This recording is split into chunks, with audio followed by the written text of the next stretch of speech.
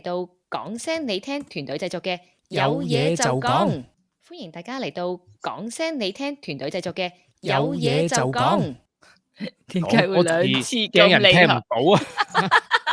好，我哋翻到嚟呢度啦，我哋歡迎我哋今日嚟到嘅隊員同埋星級聽眾們啊！首先有 Hello Ryan Sir，你好。Hello，大家好。Hello，咁我哋星級聽眾們咧，就首先有阿星啦，Hello 阿星。 Hello，你哋好。Hello 啊 Anna，Hello。 Hello，大家好。大家好，同埋有我隔離呢位阿師兄，你好。大家好。同埋我係 Alice 啦，咁我哋開始之前一齊聽下1分鐘。唔係喎，仲有人嚟咗喎。哇，仲有咁好，仲有邊位？邊位呢個？Mimi 啦。Mimi 你好，Hello Mimi。Hello。係，Hello Mimi，好，我哋今日有好陣容鼎盛，我哋喺開始錄播，師兄麻煩你。好。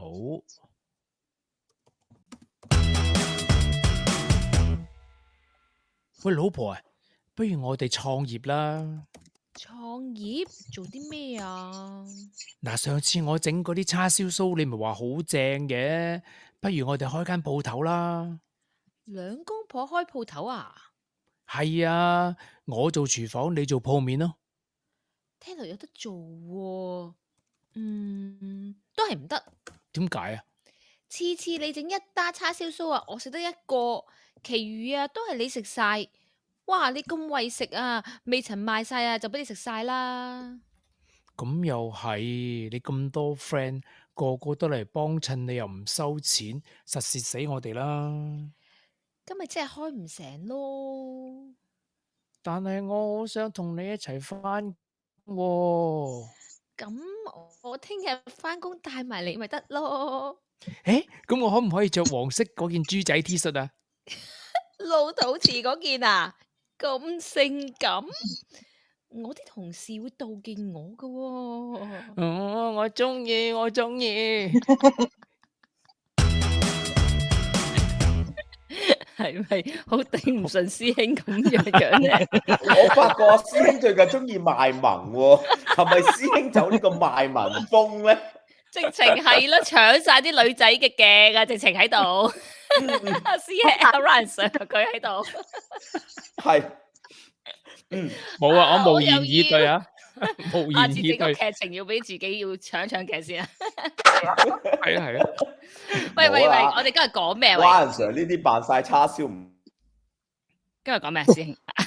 今日講下一間公司兩公婆啦，即係夫妻共事，究竟係好事啊，定係一個比較難處理嘅情況咧？咁樣咁當然啦，有幾種情況啦。第一就係話如果你返工兩個係同埋一個公司，但係幫人哋打工嘅，咁各司其職可能冇乜問題啊嚇。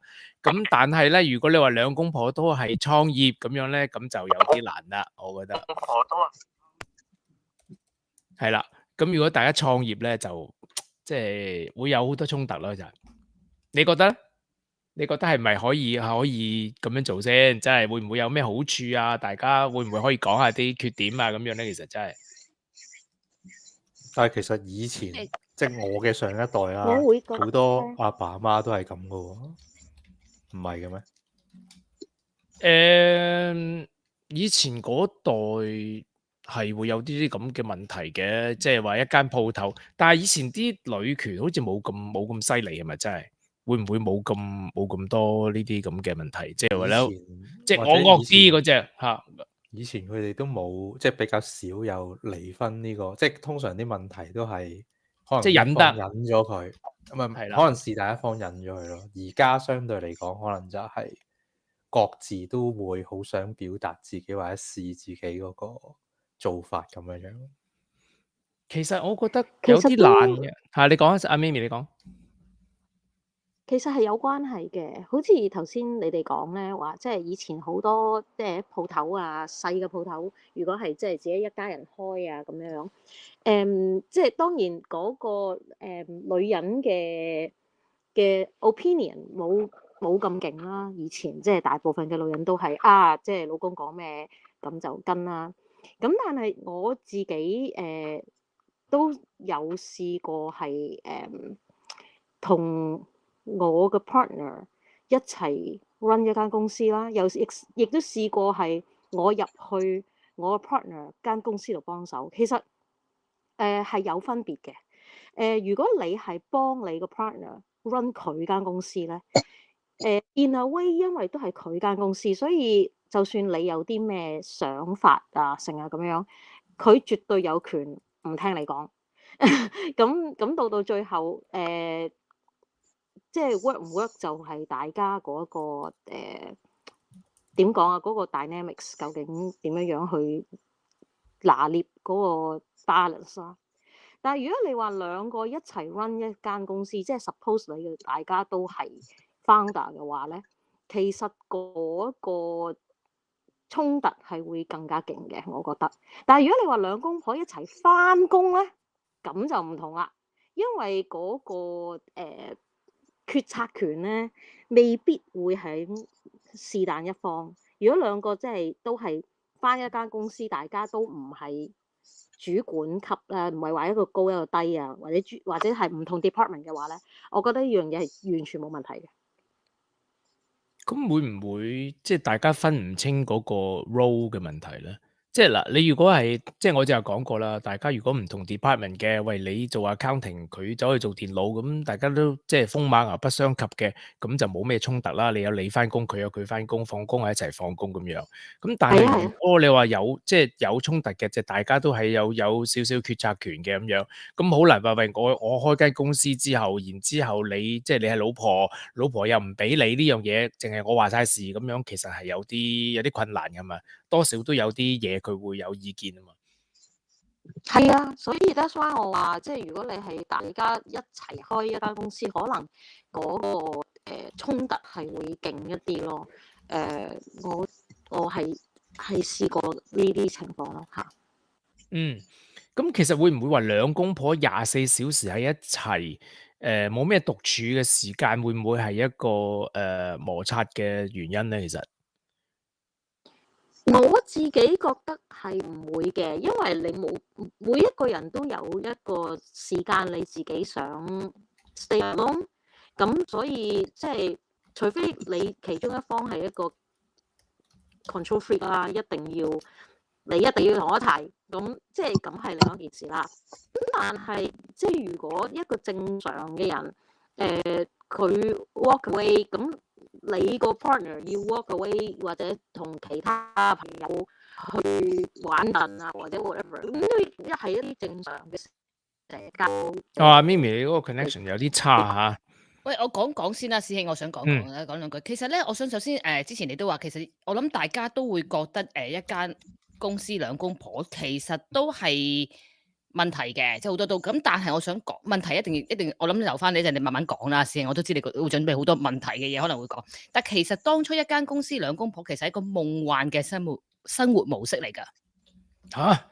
係啊，即係你明白嗰啲人咧，係啦，即係當初想係啦，我解釋點樣先，你明白？你 start 嘅時候你係做年青細個，係啦，20歲廿零歲嗰種 age。OK， 佢就即係個諗法係咩咧？就係哇，我想同我愛嘅人咧喺埋一齊，好浪漫啊！成日都喺埋一齊，你明唔明白？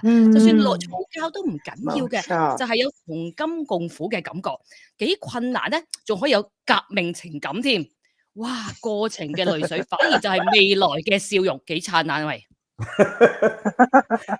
會唔會諗多咗咧，監仔？唔會，20零歲係咁諗嘅。係啦，我講緊20幾歲創業。唔會20零歲係咁諗嘅。係啦，亦都係最高 age group 會開始結婚，係咪？先會諗會唔會一齊做生意，好多嘢嘅諗法。所以唔好講笑啊！嗱，呢個係好多後生創業嘅夫妻檔開頭諗嘅諗法嚟嘅。你明唔明白？大家先啞咗，明白。即係我唔知點答你。咁你話你20歲嘅憧憬咁樣好，我覺得 OK， 我梗係冇得同你拗嘅咁樣。咁我知道有好多缺點嘅，不如阿 Anna 今日點解特別嚟咧？佢都話佢試過好多次唔同嘅啲嘅夫妻檔嘅做生意嘅人嘅公司嘅伙計係啊，啱啱就係廿幾歲嗰陣時就係做 coffee shop 隔離嘅嗰間公司咧。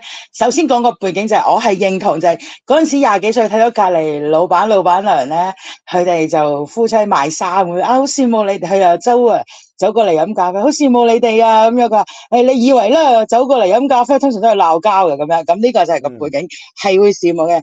咁後尾咧我就先講個普通啲，就係畢業出嚟，啱啱畢業出嚟做嘢咁。就係貿易公司啦，咁都係佢哋都算係年青夫婦嚟嘅。當年即係我自己啱啱畢業，咁佢哋兩個好嘅時候，我覺得係尷尬，係佢哋會佢哋嗰日感情好嘅咪好咯，咪有傾有講咯。唔好嘅時候咧，咁就變咗我哋做嘢就會有啲問題啦。咁有陣時鬧大交，試過老闆娘嬲到咧，走咗出去幾個鐘頭揾唔到人咧。咁啊，老闆喺公司發癲喎，但係佢自己激嬲人噶嘛。咁我哋呢啲做細嘅咪好緊，因為小公司，因為得即係我係真係即係。號稱有3個伙計，但係我得我一個 full time，我要坐喺度，咁點咧？我應該不出去揾佢啦。咁呢個咧就好普通嘅 case 嘅，就係咁樣。咁即係我究竟應該咁樣，即係要幫佢送花啊咁樣咧，明唔明？咁其實都幾尷尬，睇到佢哋明明佢嬲緊佢係要扮冇嘢就趕公事咁樣。其實我哋嘅簽名要俾老細簽名嘅。咁呢一個咧係一個好普通嘅 trading 公司。咁另外咧，我要講一個咧係我喺台灣讀書啊嘛，咁我喺台灣做一間餐廳咧幾出名，而家都好出名下嘅。咁樣咧先要講個角色，咁樣咧呢對老闆娘咧就角色好剛烈嘅啦。個男老細咧就係萬寶路嗰類人嚟噶，擔住口煙戴頂帽嗰啲啦。咁咧就係好有型，本身已經係好唔係好另類嘅人。咁個老闆娘咧就後生靚女咁樣啦，都係剛烈嘅。咁冇嘢嘅時，咁我哋做廚房啦 ，OK。咁由後門入嚟就廚房，跟住我咧就通常咧忙完之後，我哋打工啊嘛，我哋就會開始抹嗰啲銀嘅餐具噶嘛。有個即係叫做又未到出餐，未到客人嘅位，中間有個位咁樣啦。咁再出去就係餐廳啦。咁咧，因為首先呢兩個老闆娘已經係出名，佢哋係會大打出手嘅。咁咧，佢哋兩個真係會咧大打出手，跟住佢哋可以咧喺由餐廳由後門入嚟嘛，就開始鬧，咁就個由廚房鬧到出嚟，就開始掟嘢咯。掉嘢，廚房鬧嘢就掉啦。咁樣好勁。但係問題呢一間，因為本身係佢兩個都係好個性個型佢本身兩個人都個特質好強烈，係好即間餐廳都幾出名嘅後生。咁其實識佢嘅人都知道佢哋兩個係咁噶啦。咁可能就攞嘢就掉噶咯。喺廚房你知幾高危噶啦。咁咧我咧就未見過大打出手嘅，我比較後尾入嚟啊嘛。咁以前未做到咁佢哋大打出。咁跟住咧，佢哋除咗鬧交之外咧，咁仲有就係好似個老闆咧，有陣時飲醉咗好開心嘅時候就出去除褲噶咯。我哋成間公司都睇過我哋呢個萬寶路老闆咧嘅學啲仔。除褲嘅意思係完全除晒啊，定係除淨底環？除晒冇㗎，除晒㗎。所以嗰時小女孩我咧好怕醜啦，但係都哎呀都見到第二啲係啦。但係好得意啊！咁佢個老婆又。佢都已經係除到佢都慣咗，因為佢哋好唔係佢係即係我喺天舞噶嘛，我哋間嘢係好出名嘅，佢兩個係佢哋當年嘅 style， 即係但係最話佢哋係真係可以一落車就開始由廚房後門一路鬧到出邊咯。咪住，咁樣唔係佢做咩除褲啊？講一次。飲醉酒啊！唔係佢飲醉酒，同埋佢本身係好特別嘅人嚟嘅，係真係兩公婆都好特別。咁你先，老闆 Anna， 佢除褲唔關佢老婆事，唔關佢老婆，唔關佢事，但係佢老婆就係佢唔關事。開頭佢都已經即係後尾係唔係接受，係冇得唔接受，係佢真係飲酒就係咁噶啦咁樣。但係只不過呢係變咗我哋一個笑，但係佢哋嗰種，但係佢哋又點樣咧？又即係鬧咗咁多年咧，咁又做又冇話要離婚啊，因為佢哋好得意，佢哋兩個真係好特別，兩個都係好特別嘅人嚟嘅，所以佢哋嘅婚姻又係好得意、好搞笑嘅咁樣。只不過係佢哋真係鬧到係客人都見過佢哋鬧交嘅咁樣咯。咁呢個可能就係佢哋，我覺得係性。咁我哋就最勁，即係嗰次啦，就喺廚房一落車就會喺廚房後門一路鬧到出去出邊咁樣，出邊就吧台啊嘛，咁樣。掟嘢咧係掟咩？有冇危險性？飛刀飛立嘢立到，我就立，通常立到就掉噶啦，杯啊，因為通常我個位就係餐具啊嘛。我就處理餐具啊，嗰啲未有啲handkerchief 嘅，要接立到就掉咁樣，係啊，同埋佢哋會打交，飛刀飛叉飛埋個點就已經係跟住處理都好麻煩嘅咯，已經。哇！呢個襲擊好麻煩㗎，係啊，所以唔係，但係佢哋就係咁樣打鬧，又咁多年過咗去啦喎。師兄，所以你寫得啱，喂，你個 bullet point 寫得啱喎，勵志戲定係恐怖片？恐怖片嚟㗎。哇！真係恐怖片，大佬。唔係你係咯，好，即係你話你好有型嘅，咁我可以話啫。但係大佬真係好似嘅嗰啲咩個劇嘅主角肥佬一個咁取條褲，喂大佬。唔係，咁又唔會，咁佢哋就係唔係屌揈。係啦，或者佢真係我唔知，唔係，但係因為佢呢兩個係性格都好張揚，可唔可以咁啊？個老細，尤其個老細係萬寶路老細啦，佢真係成個萬寶路廣告嗰啲樣㗎，即係嗰啲西部牛仔，即係佢中意嗰啲牛仔褲，嗰啲尖靴啊，佢個型就係咁，又中意嗰啲帽，咁佢就係嗰款人嚟嘅，咁所以佢哋。可能啲客又都接受到，後尾冇打交噶啦。聽翻啲前輩講，成日都打噶啦，即係扯埋一嚿咯，你扭我扭你咁樣咯，扯頭女人就係扯頭係咯咁樣。但係掉嘢嗰次喺後面一路咁掉過嚟。我諗呢個係比較一個勁啦。其實嗱，我哋要講翻啲即係呢個勁嘅。嗱，呢啲去到要差唔多要報警㗎，你啲個案要咁啊，好 extreme 啦，我覺得係嘛？即係我哋講翻啲可能係工作鬧下交先啦，師兄，我哋講翻拉翻近少少，即係我到咁樣就去報警個案嚟㗎啦呢啲。其實係有啲尷尬。佢哋越打越甜蜜喎，係啊，係越打越甜蜜。愛情故事嚟㗎，原來呢個位師兄寫係啊，越打越係咯。如果你甜蜜都好尷尬㗎，啲員工有時你話即係喂拖住手嚟開會咁得唔得啊，大佬？咁佢冇咁都動埋咯。咁可能佢下一秒打完轉頭，佢哋又你為我為你㗎咯喎。咁我哋點樣勸咧？你頂唔順，唔係喎，你好難點勸啫？你呢頭打完佢，可能係為你阿 Tony，你食啖試下好唔好味咁樣，啱唔啱咁樣？咁我哋開埋名做細嘅冇得講啊。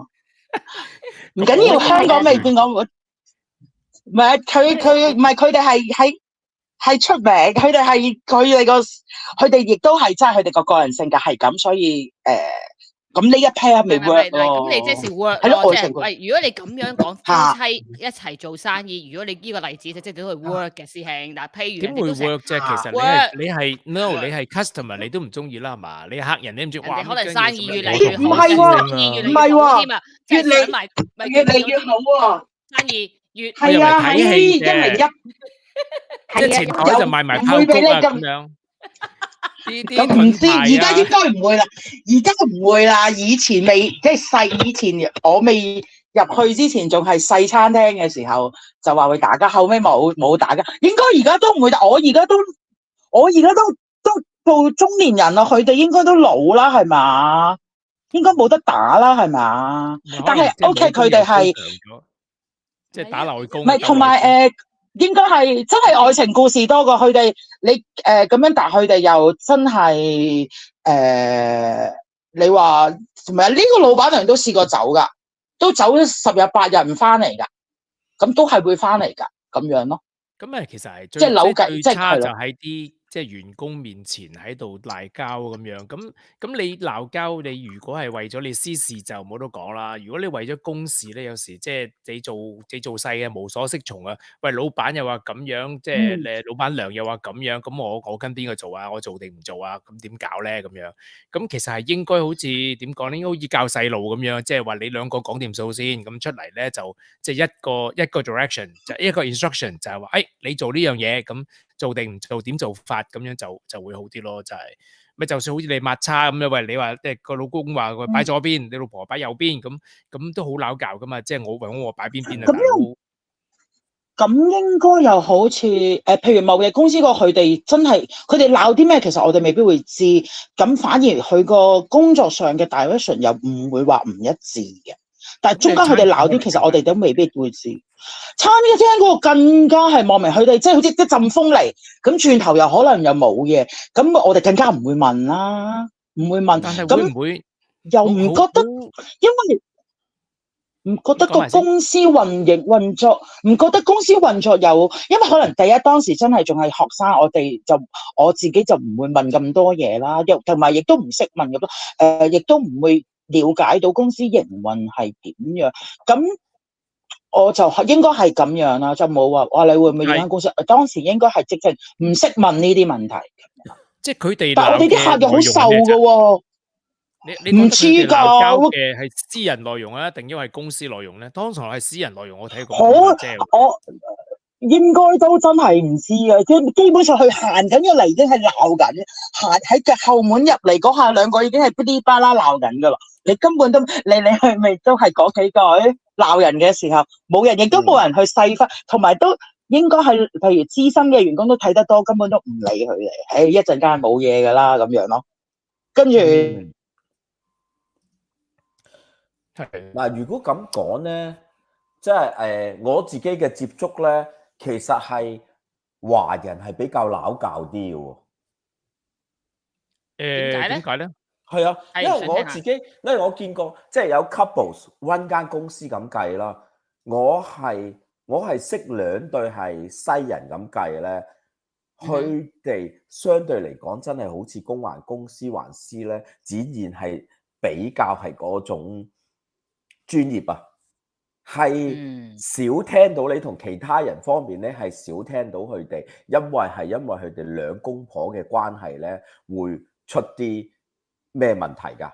反而係我啱就係想提出呢一樣嘢咯，即係其實頭先 Ryan Sir 有講啦，跟師兄有講啦，其實就係如果我係一個客或者我係員工啦，我唔會鬧，即係我就算福利幾好，我都唔會，因為我點知你會唔會有一日嘈到要拆夥啊？你都唔係用一個。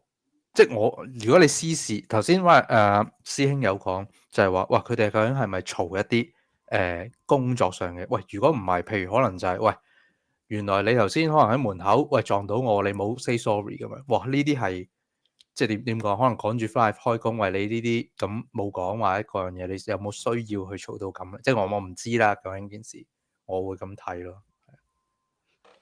同埋我覺得都你講。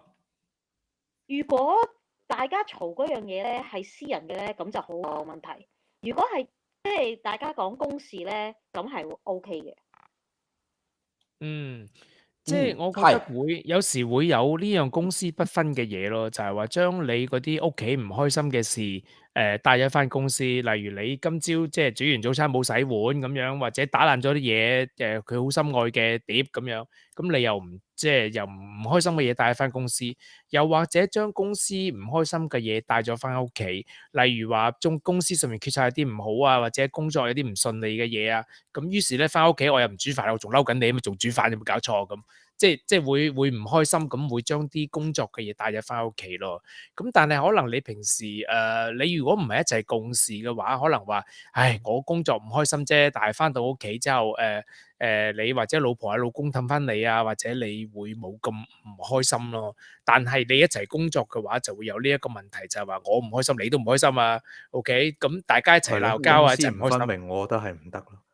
係好難公私分明嘅。我又覺得即係你明明喺公司做緊嘢嘅時候，大家即係有衝突，然之後嬲咗佢，你翻到屋企當冇事，又有啲難。唔係，嗱，我覺得唔係當冇咗佢，但係個問題就係你即點講咧？我覺得你有翻個個態度係咪應該專業翻少少做嘢？即係當然係冇可能咁理性去啦。咁但係如果你俾情緒影響咗你嘅工作，即係我講盡量啦，即係唔係話完全唔影響，冇可能嘅呢件事。即係如果你成日都俾情緒影響咗你嘅工作，咁我唔覺得係咯。即係如果你間公司仲 run 到，我覺得係好彩嘅成分係佔咗99%啦，係。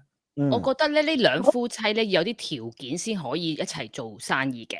即係我覺得，如果首先個人唔係一個好容易被情緒要影響到，同埋我覺得呢兩夫妻要為咗個更遠大嘅目標要去忍耐，兩個人嘅上進心要喺同一個領域，有幾個條件㗎，你係咪要喺同一個領域？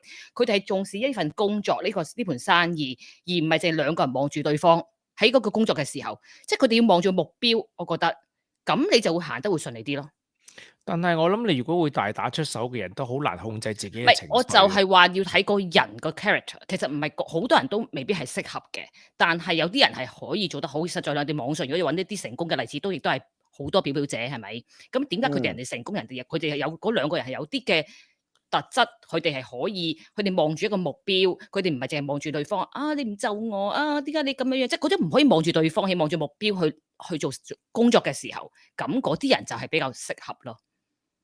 咁但係你好似講翻轉頭咧，你哋覺得24小時對住一齊，究竟即係當你唔係24歲嘅時候，你會唔會覺得係即係話我唞唔到氣，大佬我24小時災難係啦，災難我肯定唔得，災難重要嘅事講3次。OK， 阿星你繼續。我就係答咗個問題，我肯定唔得，我肯定唔得啫。係啊，即係你成日都同住嗰個人一齊，咁即係你開心唔開心都一齊。有時喂，你要吊頸都要唞下氣，係咪先？唔係啊，我都覺得係冇空間，係人哋都係小別勝新婚。咁你成日都黐埋，即係冇晒所有嘅神秘感，冇晒所有嘅空間，咁啊點要有機會俾對方掛住你咧？即係成件事其實真係，如果你講係感情嘅世界，唔係好 work 嘅。係啊，好浪漫啊！你喺度諗掛住你啊，俾啲時間你掛住我先咁啊，真係好 sweet 啊！唔好咁講啦，唔係可能你如果大家一齊 run 緊嗰個生意咁計啦，你哋面對緊嘅困難，即使係當你哋係同心同德，兩個人一齊嗰個困難咧，咁你係變咗係完全冇位走㗎。你翻到屋企嘅時候都係同樣面對嗰個困難，你揾邊個傾訴或者邊個幫到你開解你啊？係，但唔係相反，其實又話係一個好處嚟嘅喎，即係話有時你做嘢咧，你發覺你講出嚟，你太太都唔了解，或者係你先生都唔了解㗎啦咁樣，咁你會覺得，唉，我講都費事講啦，或者我講你都唔明㗎啦，我做嗰啲嘢你點會明啊咁？咁但係反而大家同一公司會明白，會唔會咧？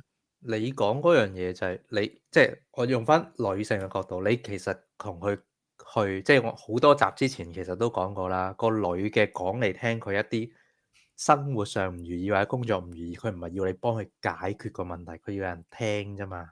點解一定要即係對方俾個 solution 你啫？冇啊 solution，不過即係人哋唔明，唔係問題係佢明唔明啊嘛？經驗豐富啊佢，即係佢聽得明，唔係。唔得，你個聲冇咗啊！如果即係女嚟 M 咁樣，你男點樣都唔會明噶。你會唔會明啊？係咪先？咁佢都係會同你講啊，佢嚟 M 好唔舒服呢樣嗰樣咁。即係我淨係講呢樣嘢，咁唔需要完全明白晒噶嘛，而係你做啲乜嘢令佢舒服啲啫嘛，係咯，咁咯。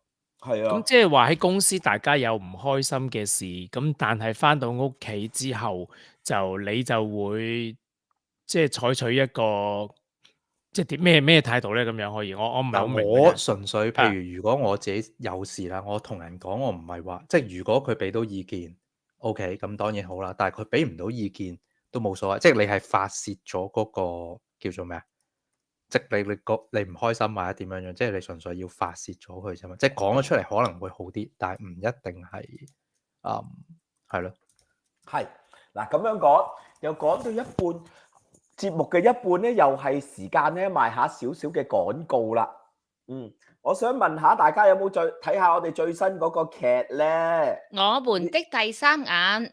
冇錯，呢個咧就係我哋嘅創作故事嘅得獎者 Angel 嘅劇本。其實究竟乜嘢係我們的第三眼咧？會唔會係阿吳孟達所講嘅 A 眼、B 眼同埋中間嘅 C 眼咧？唔好意思，歪人搞嘅爛劇。其實咧呢個係一個好有意思嘅個故事嚟㗎。究竟嗰個第三眼係指乜嘢咧？咁係同埋佢除咗牽涉到佢所講嘅所謂第三眼咧，其實仲牽涉到人大家依家喺現今嘅社會有好多情緒啊、情緒病啊，咁樣我哋究竟如何面對咧？咁我即係如果未聽過，快啲去聽下；如果聽過，不妨聽多2次。實在一個係我哋好有意思嘅故事咯。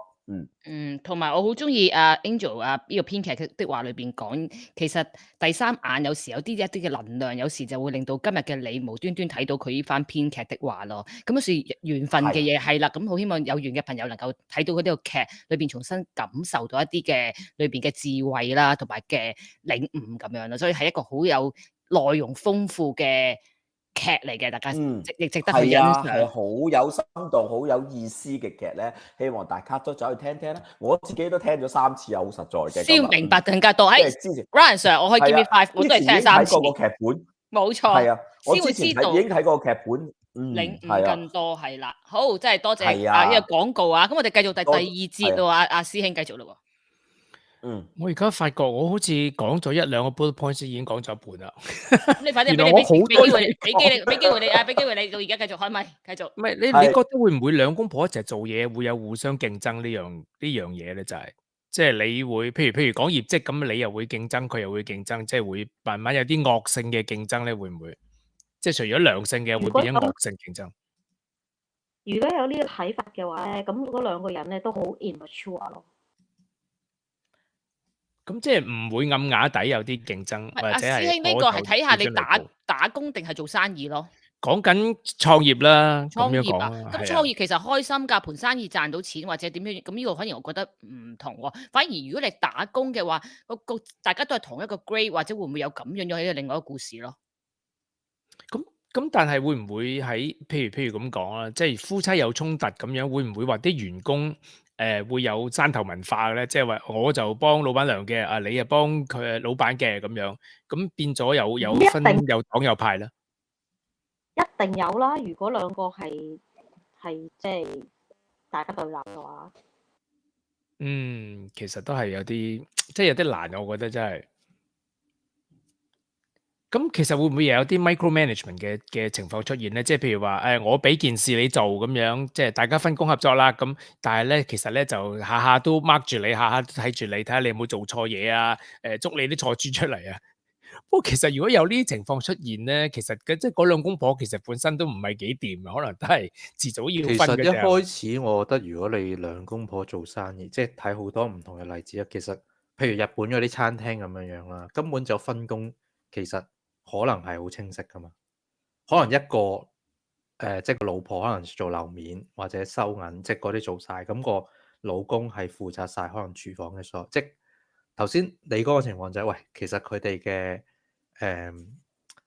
即係 overlap 咗啊，大家都可以做 decision 喺某一啲事上面，咁其實就係係一個我覺得係唔係好叫咩啊？總之係咯，我覺得係唔做得唔好嘅一個 management。係啊，其實即係你應該分清楚邊一個老闆咧，咁樣即係角色混淆咗，究竟係你係老公啊，定係員工咧？咁樣有時係啦，所以其實唔係話成唔成功，我覺得就係睇下佢可唔可以，即係嗰對 couple 啦，咁樣樣，即係未必係兩公婆嘅嗰對 couple， 佢哋究竟可唔可以，即係有啲嘢你係需要好理性去分割開嗰個，即係工作又好或者個身份又好啊，係咯。其實係啱嘅。其實你工作上即係唔好講話夫妻先嚟，喺公司裏邊工作上咧，好多 area 係會有 overlap 嘅。咁然之後你可能會有一啲意見，人哋對方未必一定會接納。咁嘅情況之下咧，我就覺得要睇嗰個嗰個司職嘅問題啦，即係你係做咩乜嘢 post 先？換句話講就係你做咩 post，我做咩 post 先？究竟呢一個範疇係我管定係你管先？我可以 take 你嘅 input，但係問題係去到決策嘅時候，呢個係我嘅範疇啊嘛，係我嘅工作 area 就我決策咯，就係我決定咯，又係。咁你就另一方就要尊重啦，即係話，sorry。譬如係佢係電腦專才咁樣，咁所有公司嘅電腦啊，或者係website 啊運作啊嗰樣嘢咧係佢決定嘅，咁你就要發覺呢一個方面咧就要俾佢去決定咯。咁又或者你反而係做website design 嘅，或者係做設計嘅方面嘅嘢，咁譬如話 marketing 方面嘅嘢，咁你 even 都你個老公話我好 technical，我了解晒呢啲嘢，但係可能喺呢個推廣啊、市場啊方面咧，你就要俾佢去決定咯。咁你可以有 input，但係始終個決策權就係話你嗰個 role 係乜嘢嘢，你喺呢間公司裏邊嘅決定係乜嘢嘢。咁而即係你要尊重對方嘅決定咯，唔可以話有啲混淆嘅時候，我翻去嬲你咁樣，咁就即係咁就好容易有呢個衝突咯。係咪咁話咧？冇錯冇錯。喂，但係其實嘈交啊，不如講對呢個婚姻嘅關係啊。其實兩公婆工作嘈交咧，有啲人就會覺得係對兩夫妻係好事嚟㗎，因為嘈交先係一種溝通啊嘛。嘈交先會知道雙方最真實嘅想法啊嘛，咁咪從而會有未來係俾佢未來嘅養分。呢個婚姻可能係更加，即係啲人咁樣講啊嚇，即係我都冇聽阿 Anna 講咩？一嘈交之後就唔係講緊嗰件事嘅嘛，講你阿媽，講你阿爸，講你琴日冇洗碗出場，即係嗰啲咁嘢嘅啦，就唔係講緊嗰件事噶啦，已經係。其實嘈交係未必係好事，不如講係有啲衝擊嘅 like， 大家唔同嗰個意見比較激烈嗰個對話咧，可能仲可以有少少好事。其實嘈交好多時去到冇理性噶啦，你話即係好似師兄話齋講你阿爸講你阿媽呢啲，對成件事情有咩幫助先？除咗令到人嘅情緒好差之外，有咩幫助先？我唔覺得嘈交係，我覺得係你講得啱，係溝通好重要。即係話你唔開心，即係唔係中國人其實好多時候都會唔開心就收埋佢，然之後即係下次嗌交嘅時候掟翻晒出嚟咁樣。咁但係其實係即係外國人希望係講嘢嘅時候就即係攤開嚟講咯，就係話咁你有乜嘢唔開心，因為乜嘢嘢，咁其實你兩公婆閂埋道門就可以自己解決一啲呢啲衝突咯，就唔好喺第一就唔好喺員工面前講啦，第二就唔好收埋咯，你溝通翻出嚟，原來你最憎人 micromanage 你嘅，我仲以為我俾啲 input你會中意添，咁下次唔好咯，咁就會比較好啲，好過話你大家揞埋，即係嗰啲內傷積埋之後就唔好咯。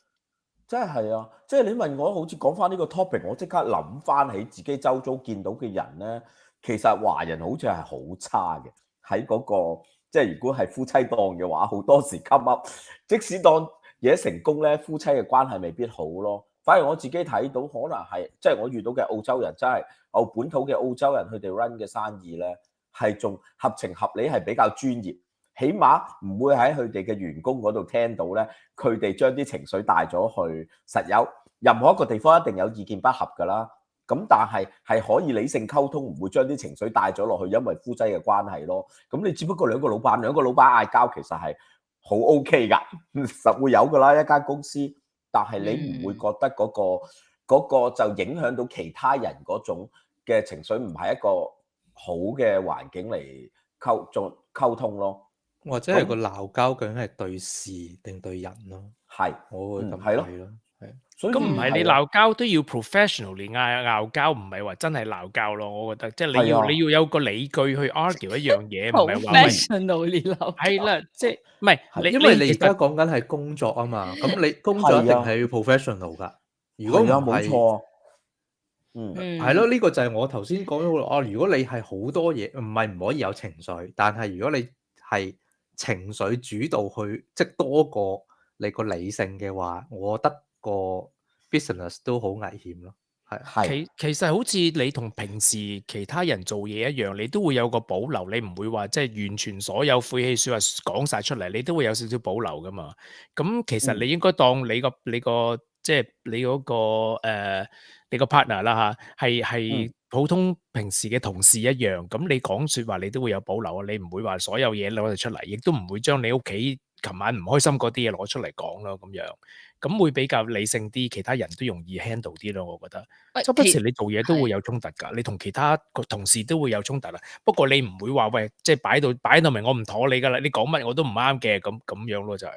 冇錯，我想講咧，其實如果大家睇，我諗大部分人咧，其實都未必適合真係夫妻做生意或者創業嘅。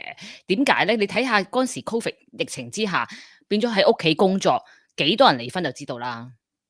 即係大家都要去咗 remote work，變咗都喺咗屋企。咁屋企嘅環境就係你工作，就算大家可能做緊唔同嘅工作，但係成日對住都離婚個案上升飆高，係咪？咁證明其實好多人都未必適合真係一齊工作嘅。我想講，即係只不過係啦，呢個先你哋係一個叫做比較好嘅例子，即係我覺得比較好嘅例子，都係一兩公婆，我都係聽翻嚟嘅。不過咁其實咧個老公咧個老婆咧就好硬頸嘅。但係佢同我老公咧係有偈傾嘅，即係私底下有偈傾。不過佢哋都係西人嚟嘅，即係總之唔係亞洲人啊咁樣樣。咁跟住咧，好多員工咧，因為知道佢老公咧係聽意見嘅，咁好多意見咧就同我老公講。跟住個老公咧，如果覺得 make sense 咧，佢就會翻到去嘗試說服佢老婆。OK，咁當然啦，其實佢個老婆最後咧唔會100%。做到員工，但係唔多唔少咧，都有一個妥協喺啲事度咯。咁呢個就係我聽過最好嘅一個狀態咯，係啦。講翻咧，其實你話如果係咧，我覺得華人咧唯一 run 嗰個 business 咧，夫妻檔有好處咧，就係基本上個男人係會攞個女人嚟做擋箭牌嘅。即係如果somehow個員工嘗試去問個老細話要加人工咧，去考慮就 OK。佢只要同你講，我同我老婆商量下咧，你就知道冇運行噶啦，死硬噶。end up 咧，醜人係會俾女人做晒嗰自己。又係另一個 observation 睇到嘅咧，就係華人中意揾個老婆嚟頂咗佢咯。係啦，兩真係可憐啊 Ryan Sir 真係好呢番説話。我覺得呢個出糧嘅問題係好多 issue 喺裏邊嘅。點解咧？第一，通常咧就係話你話要加人工俾某人咁樣，咁咧問題睇邊個揸數啦。即係話睇下個老公揸數定個老婆揸數。揸數嗰人通常都揸得緊啲嘅，即係話喂，大佬今個月仲要出咁多數出嚟，你話加人工，喂佢值唔值咁多人工啊？或者咁可能嗰個揸數嗰個人未必一定係同嗰個人肩並肩做好多嘢，咁你嗰個即係譬如咁講啊，譬如做樓面咁話我同佢肩並肩，話佢好幫得手啊咁樣，我覺得應該加人工多啲啦。咁嗰個唔係同佢一齊做嘢嗰個咧，可能覺得喂值唔值啊？呢個人加咁多，唔係啊嘛咁，所以我覺得睇下邊個揸數嗰個人可能就會揸得緊啲。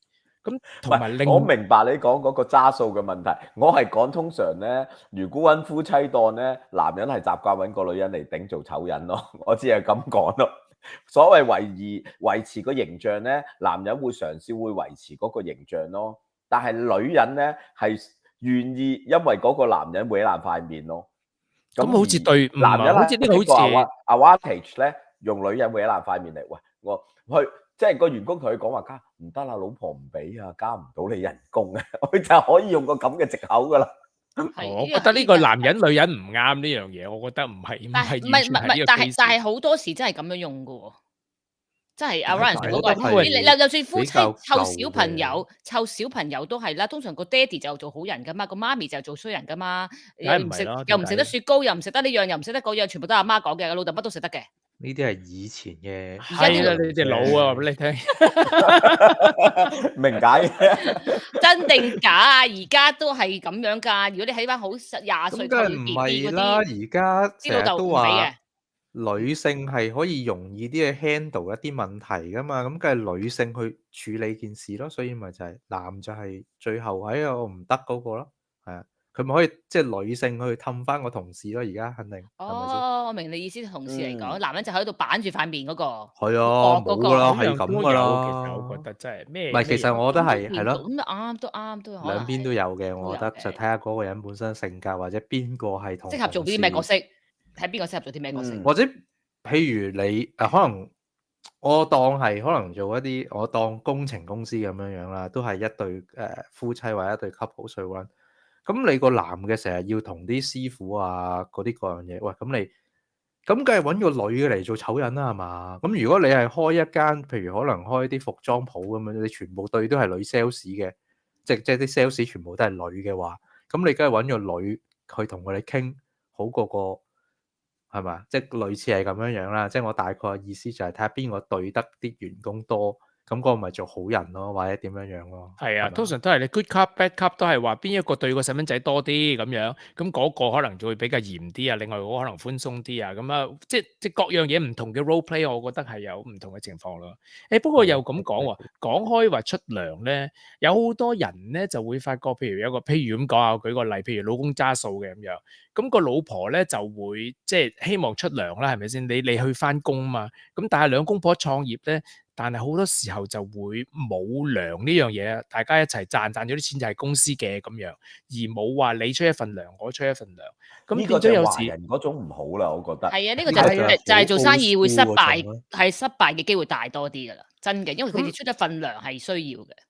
咁變咗佢冇一份糧咧，又或者佢出一份糧咧，個老公譬如佢揸數，佢就我遲下又要交翻啲燈油火蠟，你又要即係要俾翻我咁樣，咁我不如唔使出俾你啦咁樣。咁變咗嗰個老婆可能會點我做咁耐都冇糧出嘅咁樣，咁就覺得好唔高興啦就係。所以 old school 嗰種咪分開唔到咯。佢鬧咩其實都一定只係可以喂，因為佢冇錢，佢走唔到。係啊，所以係啱，真係少嘅。即係我相對嚟講，我覺得鬼佬開始嘅時候，經常先小人後君子咧，佢哋比較尊重嗰種 contract， 即係契約嗰個精神咧。其實我自己睇到嘅係比較少呢啲咁嘅拗教嘢，或者係權責不分啊，或者係將私人嘅情緒帶到落去個工作嗰度噶。我覺得仲有最難係咩咧？就係話啲皇親國戚啊，就要走嚟做嘢啊，嗰啲最難搞啊！呢挺嘢，我哋係死硬添啦，嗰啲係衰即硬。係邊個個表弟啊，定係邊個契哥細佬啊，表姨媽係好差㗎。呢樣又係裙帶關係咧，鬼佬唔係冇，不過相對嚟講係少啲，我覺得。咁即係你好唔妥啲中國人做生意嘅方法。華人，佢話華人，包括對方嘅師兄。OK， 咁啊，或者會唔會係嗰種即係以前好興家庭式啊？即係好多嘢家庭式嘅生意嘅公司啊，咁就會形成呢個。本身係喺度。其實你一開始請皇親國戚就係一個 problem 嘅開始嚟嘅，即係除非係啦，即係你加薪啊、加人工啊，又或者叫佢做嘢啊，佢又有個態度俾你啊，好難搞嘅，即係其他員工又唔 like 佢啊，佢又即係成日擺晒款唔做嘢嗰啲咧，就算做嘢都係有麻煩嘅，始終都係唔聽你講嘅，有時真係有啲難嘅，即係你又唔可以攞啲好重話俾佢聽。你可以先。喂，其實咪就係去到嗰個位就係公司，咁你係咪公私分明先？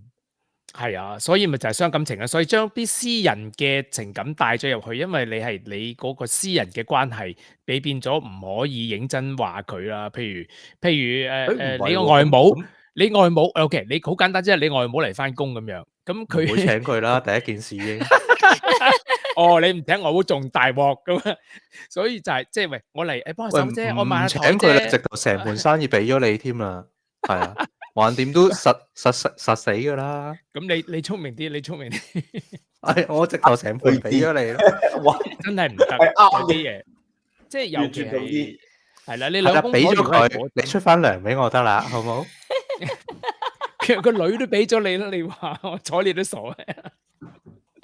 唔係，但係我覺得有能者居之嘅，咁你唔可以排除有啲屋企嘅成員好叻咁樣，其實都值得睇有能者居之咯，係咪咁講啊？都係嗰份職位，即係唔可以話，又唔可以話，因為佢係邊一個佢嗰個表弟或者表哥啊，咁啊唔請佢。咁如果佢真係好有能力去做呢個職位嘅時候，人哋都服嘅，我覺得即係都係睇。咁你又大部分唔可以全部都係親戚咁，又係真嘅，我覺得。即係呢啲都係阿師兄，你最後嗰點都有趣嘅喎。夫妻 partner 定朋友 partner 好啲？呢個你大家傾傾好喎。呢個都覺得好得意嘅題目喎。即係夫妻咧有道好處就係咩都可以攞出嚟講咯。咁朋友咧就要窒住收住啦，就唔可以咩都揚晒出嚟。一咩都揚晒出嚟咧就會反面咯。咁呢個雙刃劍啊，當然就係話你哋夫妻咩嘢都攞嚟講，係啦，咩都攞出嚟講嘅話，先話調翻轉喎，講嚟聽下先。唔係啊，我覺得因為你如果夫妻你真係要再諗多樣嘢啊嘛，你翻到屋企啊嘛，你朋友喂我同你夾份做，喂唔啱拆夥咯。係啊，你夫妻你真係可以所有嘢都講出口，喂唔啱我哋拆夥，咁我哋離唔離婚啊？使唔使順便離埋婚啊？係啦，係啦，出公司數，OK。咁係咪應該係同朋友夾嚟做？跟住喂，我直頭連你嗰啲朋友都唔要啦，我間公司又唔要，大家一齊乜都唔好要，係容易啲咧。所以係其實就我覺得最唔好就係同識嘅人一齊 partner， 就第一件事就係有麻煩啦，就係話第日將來可能朋友冇得做，夫妻冇得做，咁或者兄弟都冇得做。第二咧就係同夫妻就我覺得最鬧交呢樣嘢，你唔可以暢所欲言，好多嘢都可能要留住咁樣，咁啊都係有大問題嘅。不過咧又有啲好，其實有一齊做嘢都有啲好處嘅，一齊翻工放工，第一件事就慳翻啲交通費啦，係嘛？即係搭車啊，又好啊，揸車又好啊，泊車又好啊，咁其實一架車搞掂啦，咁啊慳翻啲交通費啦。其實未必㗎，視乎你嗰個 one 嗰個公司係點嘅樣，可能都係要兩個人嘅。如果 roll 兩個，一個可能要出去走嘅，走咗趯個或者各樣嘢咧，未必係可以同一時間翻工嘅。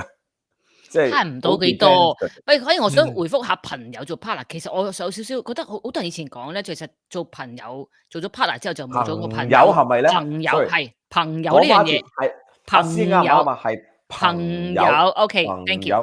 朋友嚟講咧，我想講係好多人都話有咁嘅問題。咁但係我想問一問題就係，其實你都係要識咗呢個人先有機會同一齊去做 partner 嘅係咪？咁你點定義朋友嘅啫係嘛？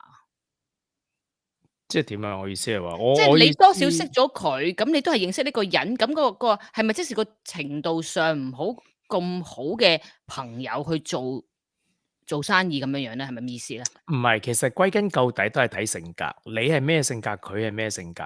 即係如果有啲人係好 stubborn 嘅，咁你係好難同佢一齊做 partner 咯。又或者你自己係好主觀嘅，咁樣你係好難同人哋 partner。你唯有自己啃埋佢啊，即係你自己儲夠錢，你先會開公司咯。咁樣你如果唔想人哋，即係如果你唔想 compromise 嘅人，你唔想同人哋妥協嘅，咁你就最好就唔好同人哋一齊做嘢啦。因為你下你咁剛強嘅性格咧，一定會同人哋嗌交，結果都係拆夥咯。拆夥嘅時候仲衰過你自己，即係自己唔夠錢做咯。我覺得會唔會？係㗎，因為我都同好多朋友啊，好多客咧，大家傾偈咧，大家都會覺得，即係如果你哋係好 friend 嘅、好兄弟嘅，就算係真係好了解對方都好啦，你哋一齊開公司或者係有啲乜嘢嘅話咧，其實好容易係會冇咗嗰個 friend。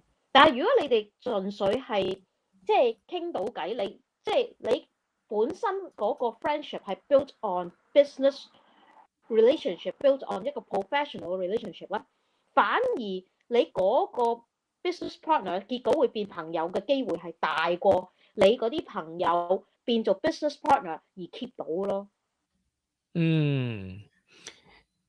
咁其實呢個都認同嘅，呢個都係阿咪咪呢個，我覺得都認同嘅，可能真係嘅，因為你睇由邊度開始出發係真嘅，即係呢兩個唔同嘅雙向係合理，即係好合理咯。即係唔係我自己兩個情況都試過，即係喺我啱啱讀完書嘅時候咧，就同朋友一齊做生意。嗱，雖然最後係執咗嘅。但係大家係做得翻朋友嘅，係啦。咁但係做咪執笠係因為你係生意唔好執啊，定因為意見差別咩？生意唔好，同埋都有唔係，仲有就係大家生意唔好之後，咁大家有各自嘅諗法，點樣去 run 個 business。咁大家既然唔一樣啦，咁日都生意唔好啦，咁就不如咁都正常。即係總之就完咗件事佢啦。咁跟住我哋都係做得翻朋友嘅，係啦。咁係跟住另外咧就係應該叫咩咧？我覺得跟住學識咗嗰樣嘢咧，就係即係我第一次即係啱讀完書嗰一次咧，就係一開始好多嘢冇講清楚。就係冇約法三章，分工問題就係分工嘅問題。即係其實你係一定要，即係頭先講過就係你冇可能個職權係 overlap 嘅。你當一 overlap 嘅話，或者就係就算幾個人有唔同意見，或者一開始冚好咗就係最後做決定嗰個係邊個，一定係要有呢啲嘢講清楚先咯。係，即係就好似頭先 Ryan Sir 講就係點解外國人可能就會好啲，就係喂，所有嘢根本你做之前應該 draft 好一份文件，我哋大家嘅分工係點，即係總之股權嘅分配係點，到最後如果有啲乜嘢事要拆夥嘅時候又係點。哇！你所有嘢定清楚之後，仲有咩好拗啫？即係其實你嘥少少錢去俾律師做呢份嘢，咁大家咪攞住份嘢出嚟咯。咁你到最後你真係要拗嘅，咁咪直接拆咯。係啊，咁就好簡單咯，我覺得。咁其實咧就係話最好就係第一件事就係要約法三章。咁但係你兩公婆好難約法三章嘅。咁但係我覺得分工係好重要嘅，即係你大家嘅工作崗位唔好 overlap，就係同埋咧大家即係默認咗有個默契，就係話最終嘅決定喺我嘅領域裏邊係咁樣，係我決定，又或者整個公司嘅 CEO 係我或者係你，咁然之後就大家你去做決定，或者最後嘅決定係我。咁同埋就係唔好喺啲員工面前嘈咯，就係你有啲乜嘢你收埋房門，你兩個講清楚先，就唔好喺啲員工面前嘈，又係一隻尷尬。第二咧就係令人哋無所適從咯。咁同埋休息嘅時間要休息，屋企要有屋企嘅感覺咯，就唔好將公司嘅嘢唔開心嘅嘢帶翻屋企啊咁樣。咁即係我覺得呢幾樣嘢好重要咯，同埋要有溝通咯，唔可以揞住翻屋企就即係掟枕頭啊，唔睬你啊嗰啲咁嘢咯就係。咁生意其實都唔係最重要嘅，其實兩公婆嘅感情係重要過，即係你個屋企係緊要過個公司嘅，我覺得。咁大家都要出糧啦，係咪先？咁同埋我有諗到一樣嘢，最終係咩咧？有好處咧，就係話咧，你日日都同對方咧上落翻工放工咧，咁係即係冇咁容易，但係對方有出軌，係咪咁嘅意思啊？即係可以看住係咪？唔使驚有啲咩經理人啊，定有啲咩嘢啊，幫你同你對方即係太過 close 嘅時候，你發覺唔係幾方便啊咁樣。呢個我又有講，有唔係我嘅，係啦，係人哋嘅，真係係啦。我明㗎啦，係講。通常咧，如果可以即係叫做24小時形影不離咧，通常係是但一方咧之前有試過出咗問題，跟住就會形成咗24小時都咁樣咯，係啊。我而家單身，所以一定唔係我講你聽。可能係以前發生過嘅事，係啦，明白。OK 啊，即係其實都今日呢個題目都係好多人都有機會會面對嘅。其實講真，師兄，因為做工作又好，做生意又好，咁都係有機會會因為即係變成夫妻啊，或者朋友之間嘅一啲嘅合作啊，各方面會出現好多問題啊。咁大家可能都要真係睇性格啦，即係獨立啲，咁可能就會出現問題少啲啦，會唔會啊？嗯。同埋就其實我覺得約法三章，頭先你話唔可以約法三章，我覺得又都唔係嘅，即係在公在私其實都係可以約法三章。就算夫妻當日一齊嘅時候，都係可以有啲嘢約法三章，點樣去互相相處啊，溝通更加理想啊。咁工作上面亦都係可以約法三章嘅，我覺得兩個都係冇乜。我覺得睇性格嘅，我覺得即係有啲約法三章，但係到時就唔係嗰回事噶啦。有啲即係大家知道自己性格，大家唔可以一齊嘅時候咧，即係bang bang聲嘅時候咧，咁你就真係最好就唔好一齊做嘢啦，真係。咁其實呢啲嘢咧，唔係淨係 apply 喺兩公婆嘅，就算係 siblings 都一樣啫。係啊，一樣都係嘅，一樣係啱，同意。哇，師兄時間差唔多咯，今日講下又真係係咯，真係好開心地今日傾一傾呢啲，其實呢排都係城中話題嚟嘅呢個阿師兄，大家明啊吓，係咪？好，係啦，咁我哋下星期再一齊再傾過啦，再玩過啦。下星期係咪有第啲嘢啊？我哋下星期可能有個遊戲節目喎，阿星唔係話下個就係下個啦。今日係七姐係咪？其實今日係咪七姐啊？係今日七夕係啦。七夕係咪啊？OK，咁我哋下係啦，咁我哋下個禮拜就盂蘭節啊。係啦，咁我點解有個節目一齊，都喺度嘅，有個遊戲節目。係啦，咁我哋諗緊一個。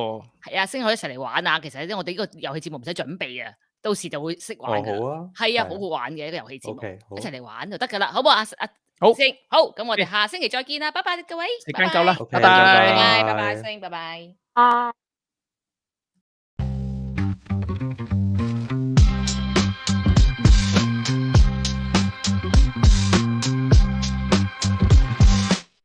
捉佢扮要恐怖死光，可以行街，但係唔可以行房。人生咁多約束同埋捆綁，今日要喪，有嘢就講。你唔講，佢又唔講，有時唔講淨係匿埋喺房，唔通把口，唔通淨係可以一堂。我哋講東講西講男女，我對你講天講地講埋佢，口吐同橫飛，問你點講？有嘢就講。